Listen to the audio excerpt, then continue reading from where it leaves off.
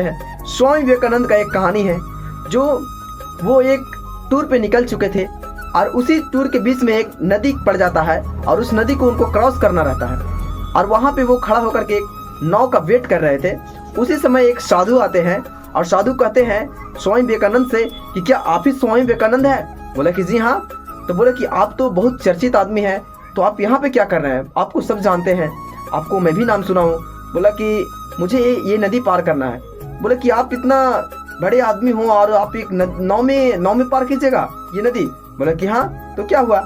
ठीक है।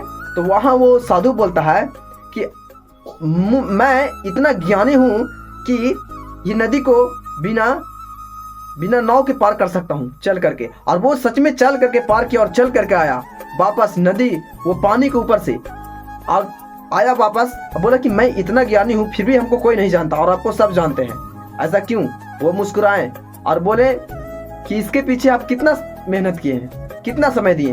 बोला कि मुझे ये 15 साल लग गया, ज्ञान प्राप्त करने में मुझे 15 साल लग गया। तभी उनका नाव आ जाता है और नाव आ जाता है तो वो मुस्कुराते हुए उन्हें उस नाव पे बैठाते हैं।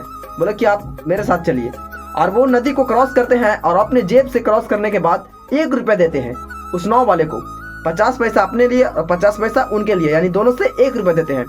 और उन्हें कहते हैं कि जो काम को 50 पैसा में किया जा सकता था उन्हें आप 15 साल व्यर्थ किए।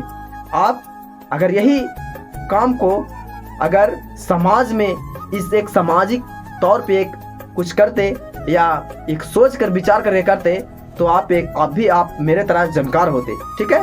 तो ये कहानी से हमें ये सीख मिलता है कि कुछ काम भी ऐसे होते हैं जो हमें सोच समझ के करना चाहिए कि ये काम इसका परिणाम क्या होगा। ठीक है। तो आज के लिए इतना ही काफ़ी।